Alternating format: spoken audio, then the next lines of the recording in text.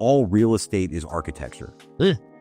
And if we often focus on it as its investment vehicle, but in fact, it is actually all architecture. And I like to start just by approaching it that way. So what does that actually mean? And you need to start thinking about what architecture is. And then, of course, from there, you want to generally start thinking about, well, what's good architecture? What's architecture that also appeals to you and that could appeal to your buyers as well.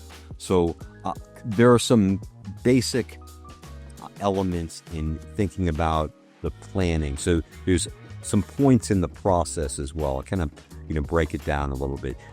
One of the first parts of the process is the planning. And I've talked about pre-development planning. That's a different type of planning. The planning part is really focusing on the floor plans for a project. So, when you talk about, there's different types of architectural drawings. A plan drawing is like you're looking down at the floor plan, right? So how do you start kind of carving up the spaces, right? And this is in urban environments, particularly New York City, much of it is driven by the zoning and the code. So how do you approach that so that you can create the best apartments that will maximize, highest and best use for a development site? You're listening to the Accredited Investors Only podcast, presented by Accredited Life. Aaron, welcome to the show. How are you feeling today? I'm doing great. Thanks so much for having me on, Peter. Glad to be here. I'm very much excited for this interview, and I always like to start with having people introduce themselves and hear, in your own words, how you'd introduce yourself. Great. Thanks. Okay. So my name is Aaron Yassin. I am an artist, an architectural designer, and real estate developer. I've been involved with art and design really my entire life. We could maybe dig into that a little bit. And I've been working in real estate for about 25 years at this point. And there's a real crossover between the two. And with also a very strong interest in architecture and a real passion for architecture. And it's been in the last 5 to 7 years that I have been working with a strong focus on combining all of these interests. Really trying to be very, very mission driven in the work that I'm doing with the goal of building better buildings. That's my mission, and I feel that mission will best is where I can best be of service in the work that I'm doing, because I want people that live in the buildings to have just a better quality of life. And I want the buildings to have great impact on the communities where we're building. And then, of course, I want to produce great returns for any investor that's involved in any of our projects. So, and I feel that by combining all of these passions into this mission, I will best be able to do that. Wow. Well, there's a lot to unpack there. And I think you probably have a lot of fun and enjoy what you do. I'm going to assume, 20 years of doing it. What were the early days like? What did you go to school for architecture and then do that? I went to school for fine art. Actually, I went to undergraduate school in Chicago at the School of the Art Institute of Chicago. And then I also have a master's degree from American University in Washington. But I've made a lot of art, and I still do over the years. There's been, with a lot of it, there's been a very strong interest in architecture and architectural space. So I don't want to get too abstract in that, but just to show there's a really, they're very connected. And it's something that I've studied during that period of time as well. And I've also been involved in design. And then I worked for quite a while as a studio director for an artist and designer. And in that capacity, worked with a very high profile list of other architects and interior designers on unique custom projects.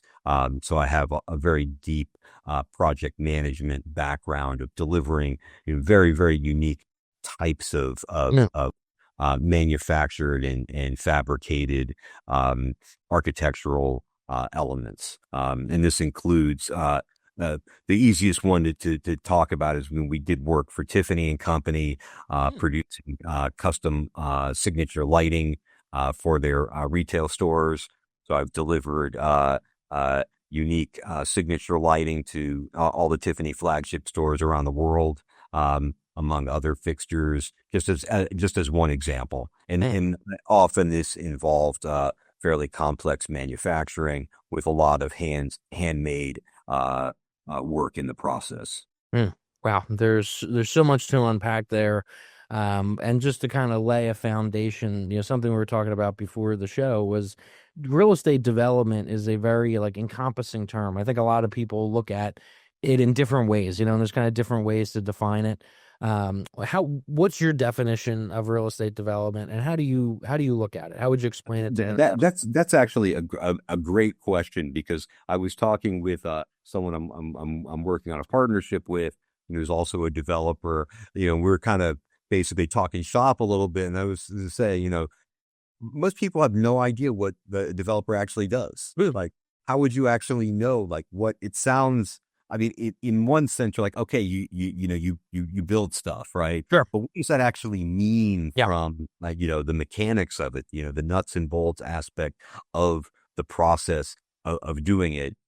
I think beyond that, most people wouldn't be able to tell you, right? Yeah. Like, okay, it's really good point. Yeah. what does that really mean, right? So just, to break it down, I don't have like the 5-point list, I know that's always really popular. The 5 points of being a real estate developer, but I'll break it down for you, right? So, you're going to start with sourcing development sites, right? So and that involves a lot of investigation, right? Particularly since I'm working here in New York City. Every site that I will look at has various different opportunities in terms of what could be built, right? You need to understand where you're working and what you could actually build, whether it's on a vacant piece of land or a parcel in a city, and that's going to be affected by local zoning and then codes. So you need to have an understanding of what those are, and no one's going to know them all. So you need to understand that how can you figure out what you need to know, so you don't end up in a negative position. We discuss, because I have examples of big negative positions that people have run into, and there are numerous negative positions that can result from not understanding what to do up front. So that's one thing that you're going to do. So, and then once you find something that you are interested in, obviously you've got to then, as you would with other real estate transactions, you need to submit a letter of interest, put in an offer, and then work on negotiating terms of a sale. And in doing that for development, you're going to want to have certain requirements in a way that you would work with the seller, because it's just a different type of process, right? This is a very, very commercially driven process, and you need the right people involved with proper due diligence, because you need to do due diligence on your site. These are all the responsibilities of the developer, right? Let's say you didn't get the right inspections done, or you didn't investigate the land. It's really on you. You need to know what you need to know, one, what you should do, and you also need to know what you don't know, so that you can ask questions that are valuable and that will allow you to prevent ending up in a negative position, right? Okay. Because there's always things you don't know, and things are always changing. Sure. So this is your responsibility to think through that and be able to identify things that you know and understand what you don't know, so you can ask more questions. And from there, then it's really once you have a property and contract, you're going to need to work on what it is that you're going to build, right? So there's going to be a whole variety of consultants that will need to get involved at that point. Of course, there's architectural filing required, so you're going to need an architect, and then related consultants that would work with the architecture, structural engineer, mechanical, electrical, and plumbing engineer, and potentially numerous other consultants.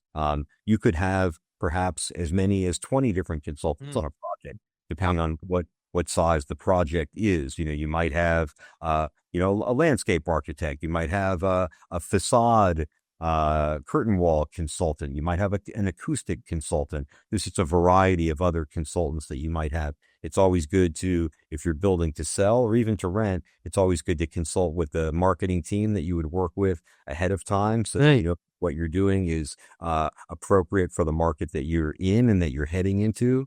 So this is all pre-development work. There's a lot of work that has to happen pre-development, right? And then in that process, you're going to get a plan set together, and you're going to file those plans with whatever municipality that you're in. And simultaneous with that, you're also going to need to start having conversations with the people that would actually build the buildings, right? So there's that negotiation process as well. You want to find the right contractor or subcontractors to work with, and you need to get contracts so you understand what all the costs are. You've got to, even earlier, you've already underwritten the deal at this point, so you know where you're trying to target. You've probably had some conversations in that process as well. You may still be in contract to purchase the land, and during that period, you may need to raise some capital as well. So then there's a lot of legal work involved. There's layers of legal work, because there's legal works on the acquisition side. There's also legal work on the syndication structure side. Or if you're working with let's say a single LP institutional investor, there's legal work required there as well to negotiate agreements and make sure everyone's aware of what they're getting involved in, and questions are answered, and it's appropriately structured from a legal standpoint. And so then you're moving toward closing on the acquisition, right? And then, it's going to unfold from there. You have to actually build the building. I'm condensing this now. Obviously, it's more involved. You're going to build the property, and as you're building it, you're going to need to get inspections, right? So you can move toward getting enough inspections that you can then apply for, particularly if it's a larger building in an urban environment. You can generally get a temporary certificate of occupancy, which will allow you to occupy the building. If it's a rental, that's a point at which you can refinance your construction debt, which you'd want to do as quickly as possible. Sometimes it's possible to combine them into one loan where it flips. So the senior debt is also a major component of the process, right? Sourcing it, negotiating it, closing on it. This would be after you've raised capital, if you need to raise capital, and then at that point, toward the end of the project, when you have the either TCO or CO in place, you can restructure that debt or sell the property itself as a whole, or sell individual apartments as condominiums, which is what I'm focused on. And then there's a process for that as well. You need produce a condominium offering plan, which is pretty involved. That has to get filed here in New York City. That's all filed with the state. The state attorney general is where the approval process is for approving a condominium offering. And then it's even more strict here, as it is in some other markets. Not all, but you would need to have that condominium offering plan approved before you can legally market the condominiums for sale. So there's a whole process involved with that as well. So it's many, many, many layers that you need to have some understanding of to really develop in the city. It's a little less if you're just, say, developing single family homes, but there's still points where you need to do pretty much all of this as well, but maybe on a smaller scale, depending on what size the development is. Sure. Wow, that might be one of the best overviews, most concise overview. I strongly suggest the listener might want to pause and rewind and take notes, because that was really, really, really good. If you're interested in development, that just gave you a really good overview of the entire process. Let's break it down. You might have saw me writing. I was taking some notes because I want to go back to some of the things you were saying. And with two kind of things in mind, I want to take a little bit of a deeper dive on, the kind of steps that you put forward there with sourcing, creating the offer, deciding what to build, and then doing the plans and and therefore, everything after that you said. And keep in mind too the players on the team, because as we dive into these, Aaron, because I think a lot of people, if they just see you and they think, is Aaron doing all of that? That's a lot, right? I mean, and you said it. You mean, Yes. 20 plus consultants maybe at certain points for certain projects, and that was just sounded like one part of it. So let's dissect everything you said, get a little deeper, and think about the players on the team. So starting with sourcing, do you have you mentioned condominiums, you know what I mean? So are you strictly want to develop that, or are you putting location and then decide from there, or what does the process look like? Are you want to develop a certain thing, or are you kind of agnostic? For projects in the city, in the boroughs, I'm at the moment strictly working in Brooklyn, but looking for other development sites and other boroughs. Really, there's a strong focus on a condominium exit. There are certainly many developers that are building rentals, and there are different opportunities for building rentals. There was just a rezoning passed in New York City called the City of Yes, which is really a major rezoning. And there are some different programs that are available or potentially required if you're building rental buildings. Gets kind of technical. There's acronyms like UAP for affordability preference. And other things like that. There's a tax abatement that offers some incentives really on the rental side as well. So if you're working in on those types of projects, you need to have a strong understanding of those different programs so that you can structure the deal in the best way possible. Part of my focus and interest in the condominium exit is just on the type of product and then the process itself. Because again, it's somewhat connected to my background. Sure. I like to make things, and I like to make things and then make more things, right? So the whole asset management part of the process is that I've had rental apartments for a long time. I was a landlord for, let's say, 20 years, probably a little longer than that. And I'm no longer a landlord, and I'm happy not to be a landlord at this point. It suits some people, but that's, again, as part of my mission, I'm trying to focus on building in a certain way. So the condominium exit works with that mission driven approach. Okay. So, and to paint a mental image, is it raw ground typically? I think it was New York City. I think of it being, I think of it being completely built out. Interesting. Realized buildings, or there's generally something on the property. Demolition is typically required. There are some cases where you might be able to utilize part of the structure and then develop the additional air rights on that property. So there's some, and there's a lot of discussion at the moment about the kind of office to residential conversion. There was a lot related to that in the rezoning that was passed. So there's likely going to be more of those projects in the next 12 to 24 months or longer. So there are some possibilities of working with some existing structures, but typically there will be something on a property, unless someone's already taken it down, which does happen sometimes. Like, someone else intended to develop a lot and they did the demolition, and then something happened, and so it's already, the demolition's already done. But for the most part, most properties are built on in the city. Not 100%, but most. So that's what I was looking. And the demolition application is a separate filing, and of course there's certain requirements that go along with that, utility cutoffs. Like, there's lots of other little details in each one of these layers that I described.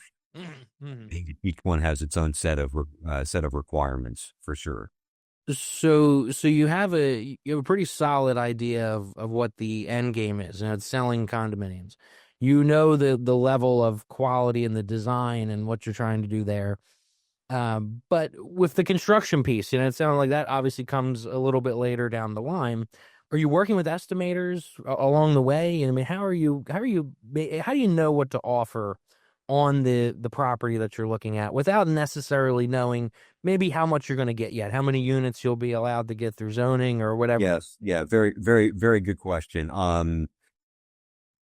It's generally estimated based on a price per square foot on a buildable basis. I mean, this is kind of the bigger picture too of how you're going to look at a property, and this is how properties are marketed as well. How many buildable square feet? And this is for urban projects. If you're working elsewhere, that's not necessarily the same question. You may never, in a suburban environment, you may never maximize what could be built on a lot. It may just not be necessary for that market. But in the city, you're going to be purchasing based on the total square feet that can be built, which is a calculation based on the zoning of that particular property. And then for the most part, your underwriting modeling will be done based on that large number, and then that number will get broken down. So as a metric for construction costs, $400 a square foot for projects in the city is it's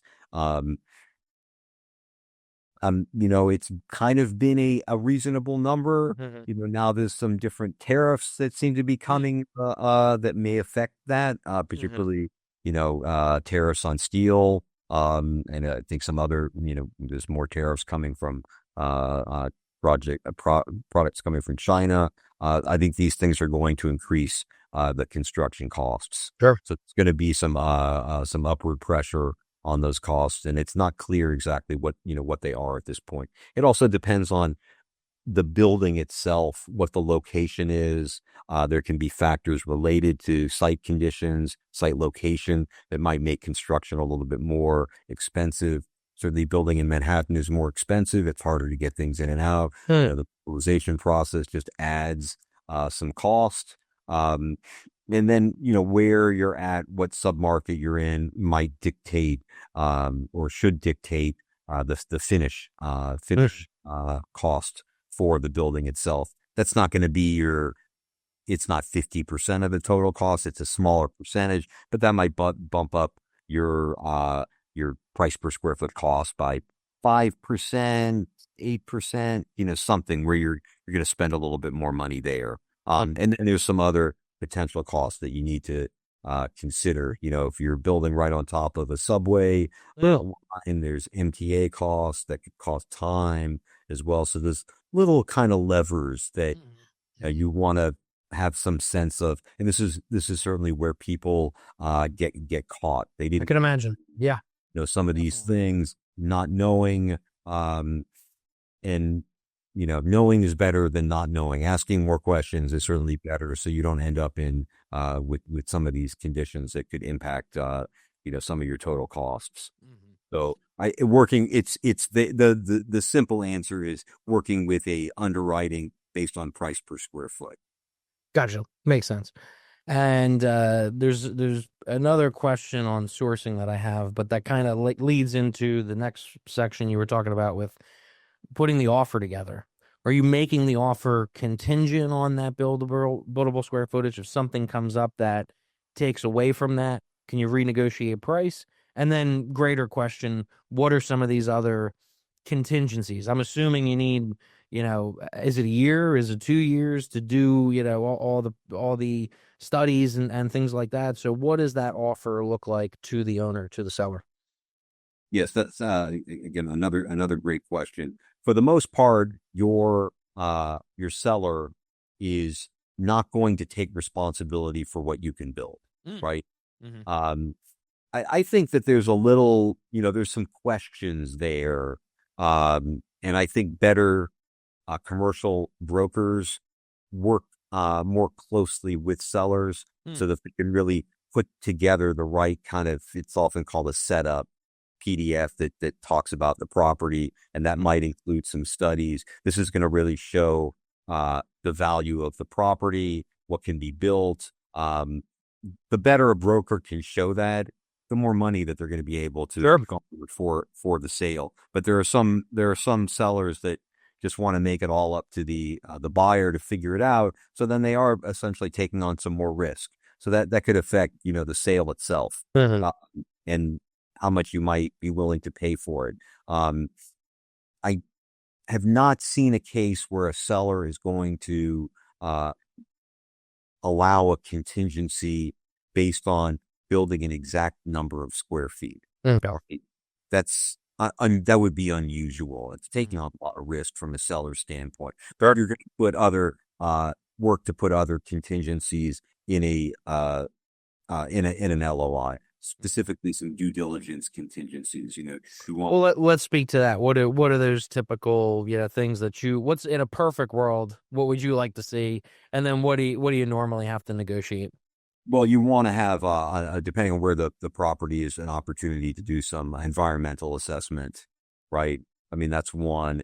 You want to have some time, of course, in an ideal situation, I would love to be able to get in a contract and have 6 or 8 months before I need to close so that I can work on plans, right?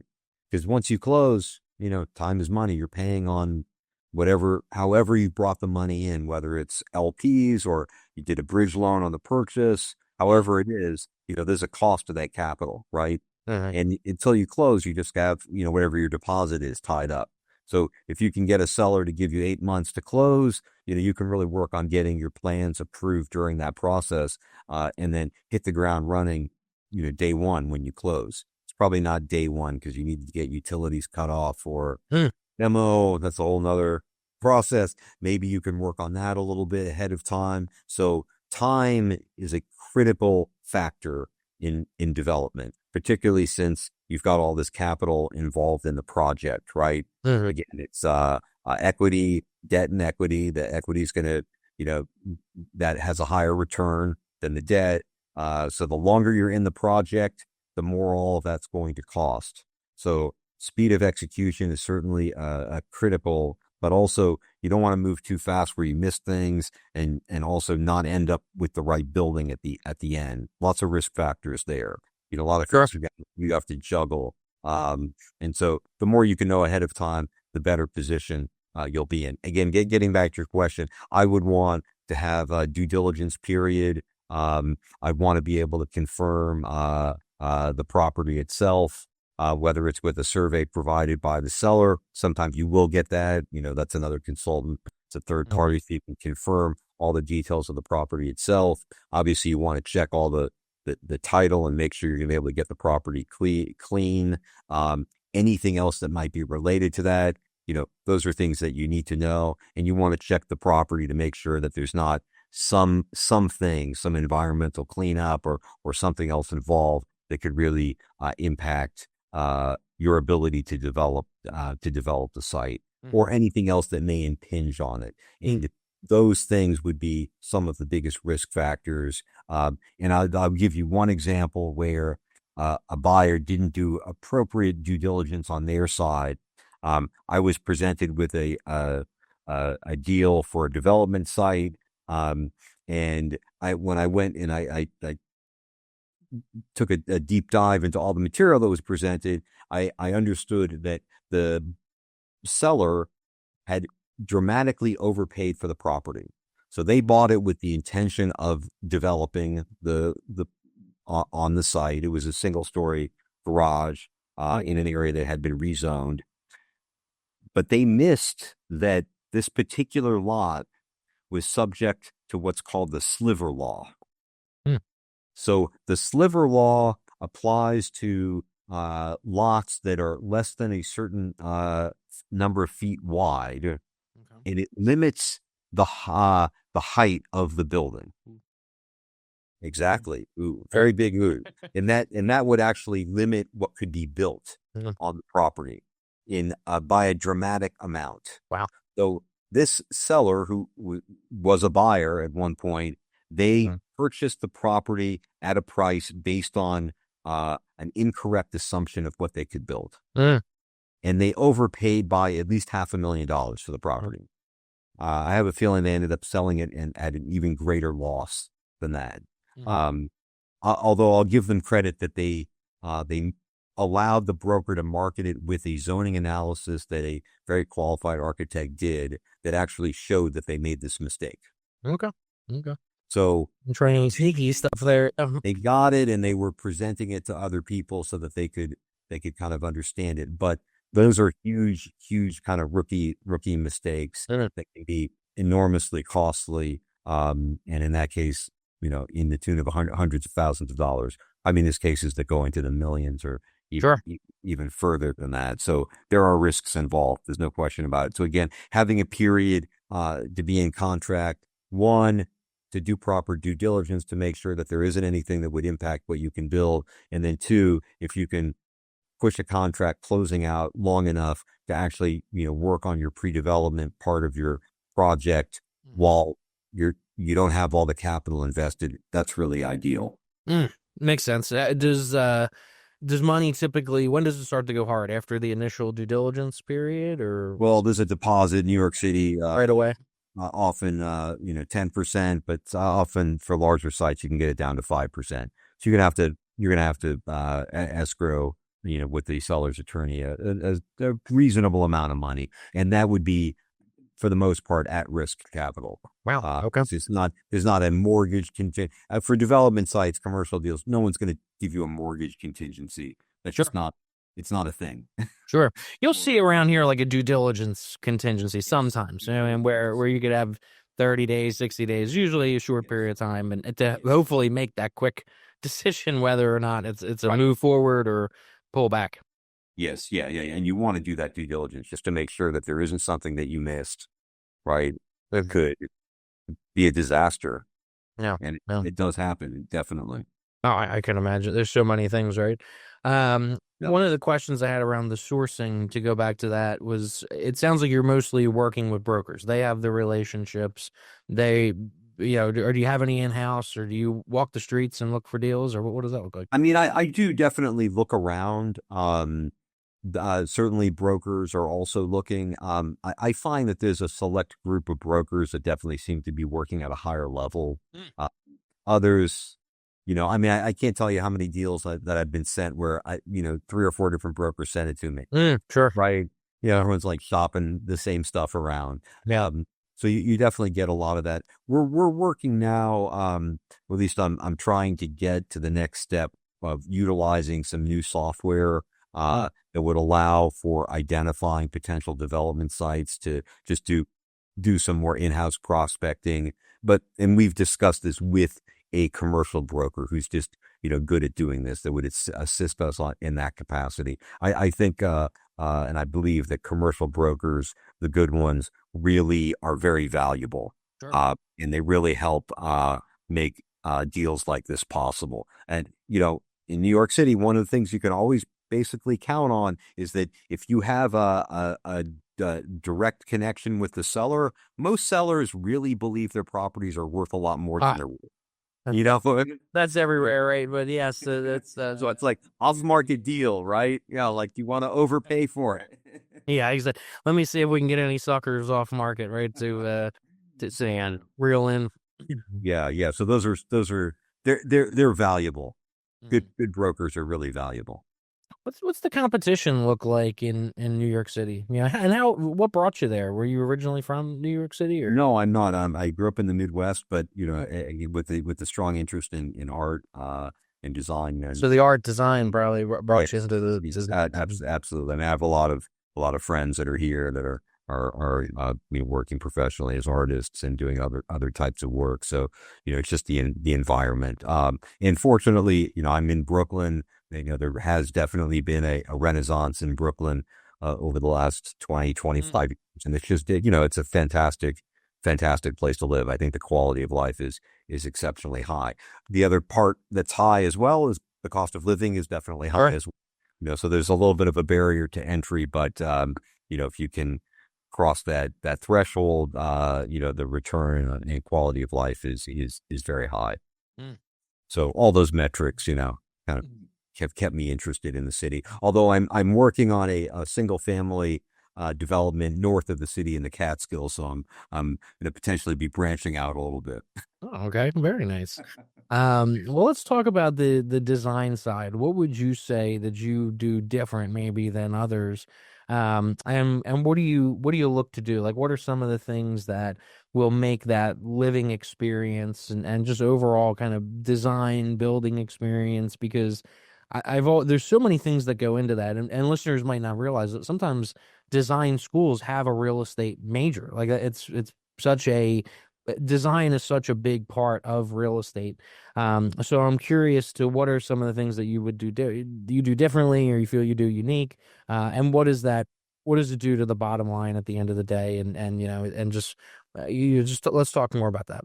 Yeah, one of my favorite questions, and I'd like to start by also. I mean, we're in the real estate investment space, but one of the things that I like to point out in the context of this discussion is that all real estate is architecture, and if we often focus on it as its investment vehicle, but Sure. in fact, it is actually all architecture. And I like to start just by approaching it that way. So what does that actually mean? And you need to start thinking about what architecture is, and then of course from there you want to generally start thinking about, well, what's good architecture? What's architecture that also appeals to you, and that could appeal to your buyers as well. So there are some basic elements in thinking about the planning. So there's some points in the process as well. I kind of break it down a little bit. One of the first parts of the process is the planning, and I've talked about pre-development planning. That's a different type of planning. The planning part is really focusing on the floor plans or a project. So, when you talk about, there's different types of architectural drawings. A plan drawing is like you're looking down at the floor plan, right? So how do you start kind of carving up the spaces, right? And this is in urban environments, particularly in New York City. Much of it is driven by the zoning and the code. So how do you approach that so that you can create the best apartments that will maximize highest and best use for a development site? So I one of my areas of expertise in this process is that I'm thinking about both simultaneously.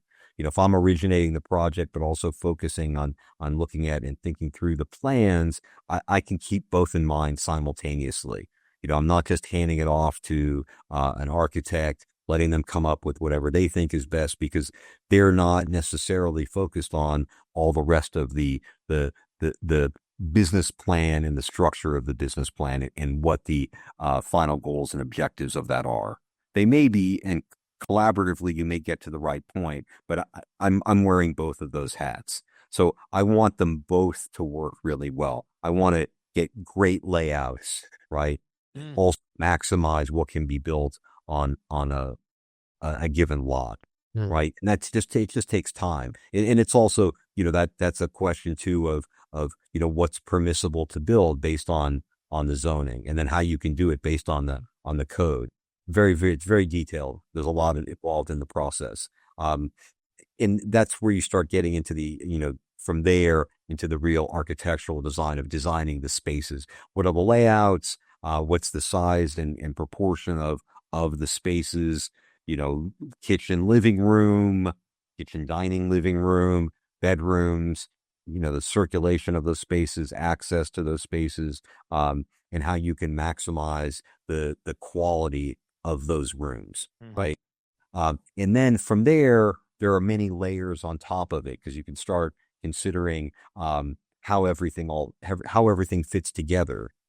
What are the mechanicals, and what's the look and feel of the kind of mechanicals that you're using. There are design aspects of the design that are not what we think of for the most part. When you mention design to people, they're thinking of the aesthetic component of the design, right? Sure. Well, you have a structural design, you have a mechanical design, you have a plumbing and sprinkler design. All of these things are designed, and they all have to fit together, right?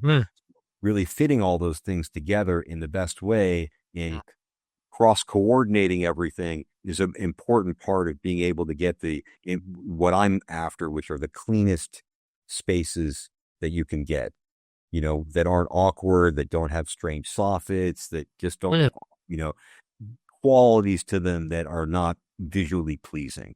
Clean, clear spaces. I try to use larger windows to bring in more light.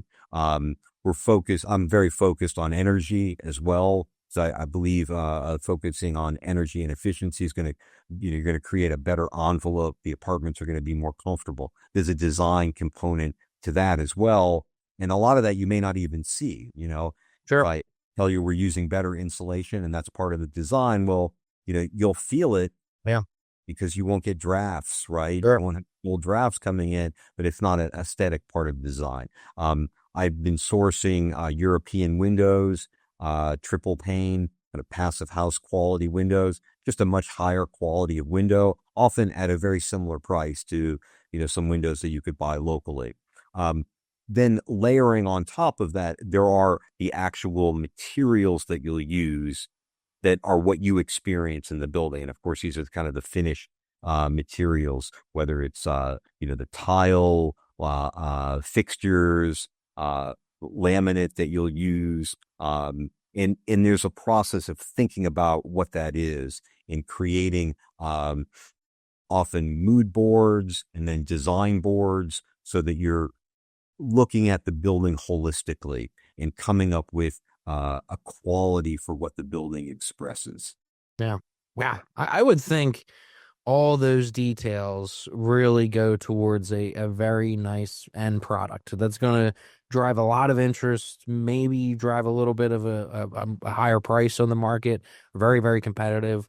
I'm assuming that's what you experience. Yes. That's definitely the goal. I mean, I would say,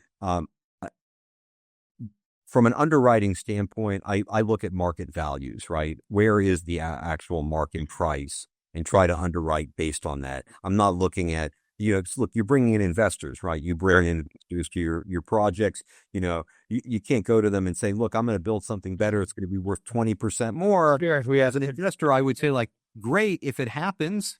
Yeah, exactly. Yeah. But how much is it worth based on what you can calculate, looking at the sub-market that you're in and what other sales are. So I want to underwrite based on that. And I want to optimistically do better than that. But again, one of the points I was mentioning earlier was time, right?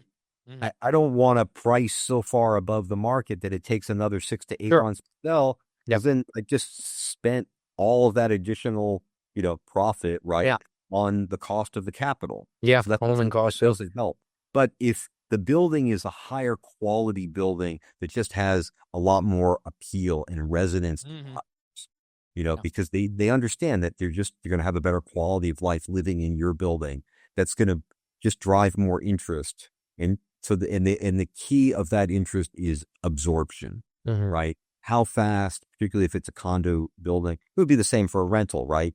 You've got 10, 20, 30, 50 units to rent. How fast can you rent those, right? So that speed of absorption is really critical for the bottom line of your project. And if you can get a little bit more money simultaneously, all the better. And that's generally the case. You'll also have buyers that are just very happy with their purchase, right? They really like what you're doing. And again, this is part of the mission. The buildings look better. They prove the blocks that they're on. And it's great for everyone. That's the kind of quality that I want to deliver. It goes towards your entire brand.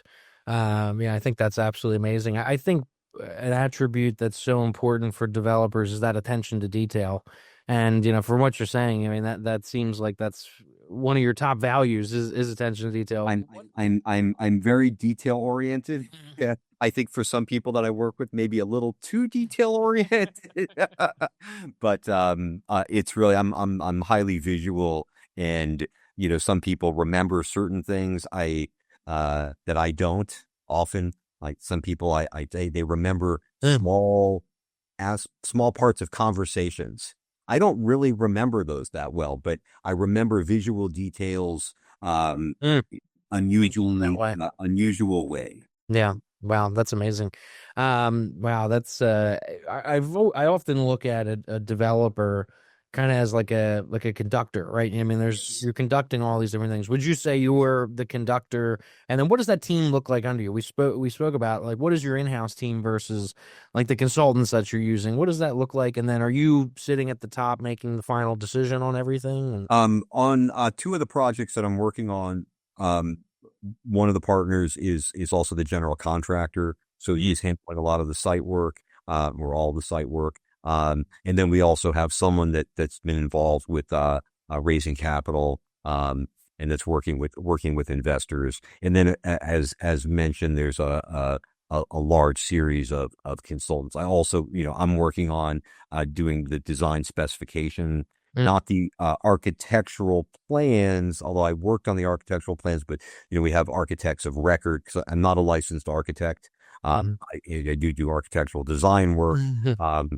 You obviously need to be licensed to file plans. So we have a filing architect that's doing that. And then, of course, there are the consultants underneath the filing architect. But I also have a design associates that I work with on the design side, creating kind of the master specification documentation and dealing with details related to those specifications, which are very extensive. I mean, and that incorporates basically picking out absolutely everything and fitting it all together.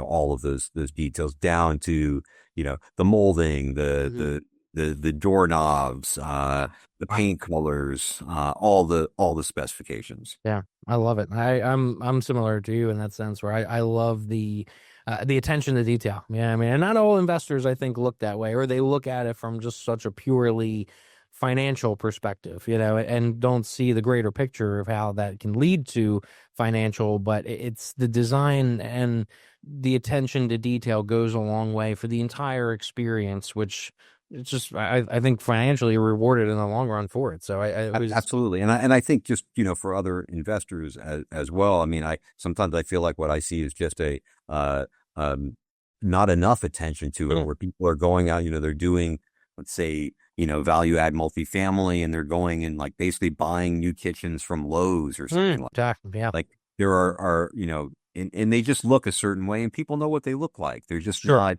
it doesn't take it, and you can get a different, more unique product at the same price. That's not getting you the best price. You can get things at the same price and do better and end up with a product that's just going to have more appeal. And I think even for most investors, even if they're getting into a kind of a value add multifamily where work is being done to renovate the property, they're going to notice if it looks better, right? Sure. Driving Definitely that business plan, right? Yeah. So, without enough attention to it, you could spend the same amount and not end up with the same NOI after the renovation work is done. Wow. Just a little more attention, right? I mean, what do you think? I completely agree with you. Yeah, 100%. Yeah. I mean, look, if it's if it's 5%, if it's 5% more, I mean, that's 5% of your net. Sure.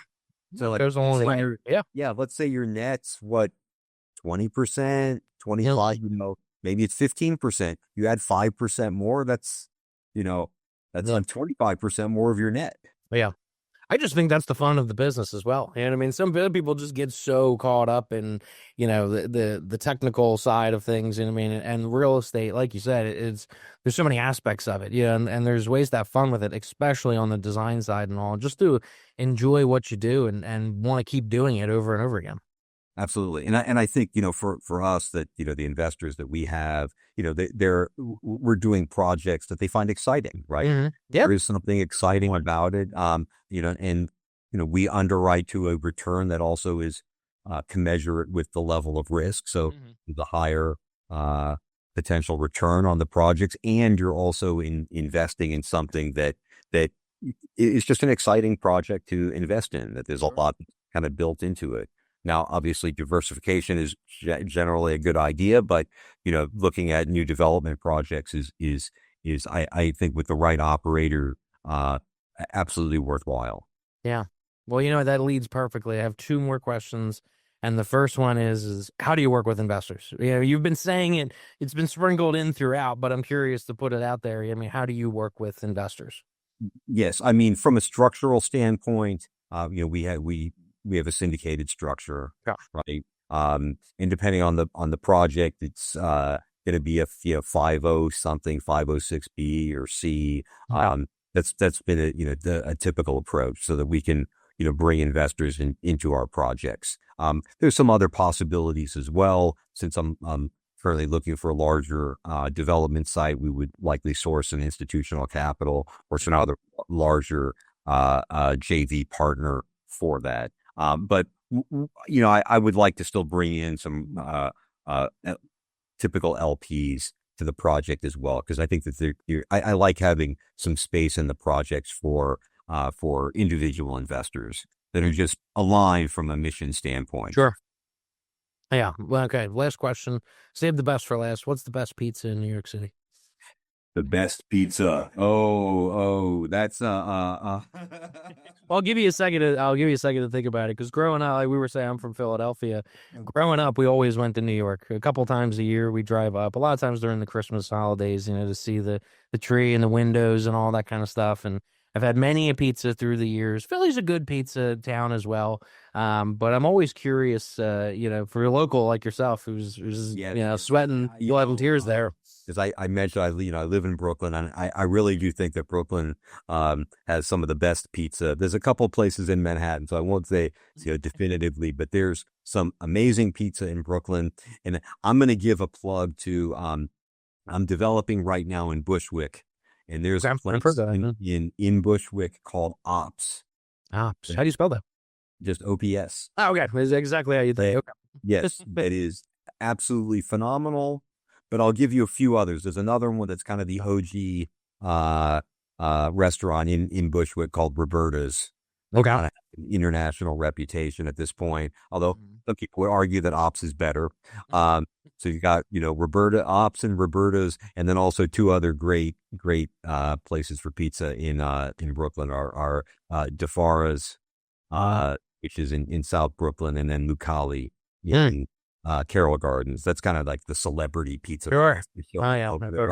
There's a line out the door. So, but between all of those, you're going to pick any one that's going to be amazing pizza. Yeah. I love that question. I enjoyed your question. We're gonna have a whole podcast on that. I'll be asking about pastries next and things like that, and Italian bread. And I'm if you're gonna tell by looking at me, I'm a foodie. But I'm always jealous. Sometimes the wind down at the end of the night, you get caught up with these videos on New York food and these kids that go to these places, and I think, wow, in a different life, maybe I would have done that in college or something like that, because that's the life right there. Yeah, I agree. And they're making some places a little too popular. Sure, I can imagine. Oh my gosh, yeah. When you see it on there, you're like, oh God, here we go. No more. Everyone's showing up. Too many lines. Exactly. Lines out the door. But yeah. That's great. More people that want to come to the city. I'm sure. I'm all for it's great for you. Yeah. Yeah, absolutely. Aaron, this has been an amazing conversation. I really enjoy you taking the time. How can people, they want to learn more about you and what you do, how can they find you? So you can go I'm going to give you two things. One is I have a downloadable ebook, which you can find at the URL designdrivesvalue.com. So it's very easy to remember, designdrivesvalue.com. Go to that URL. It'll also take you into our website, so you can download the free book and you can check out our website. Or you can very easily connect with me on LinkedIn. Just look up Aaron Yassin, Yassin. I'm the only one there. And feel free to send a LinkedIn message. I like LinkedIn messaging for that reason. Very easy to respond to people. It's a great professional platform. So if you have questions that I can answer, I'm happy to answer questions or have a conversation. Or if you're interested in learning more about the projects that we're doing, please, reach out. Just happy to share some information. Awesome. Well, Aaron, thank you so much. Thank you. This was terrific, Peter.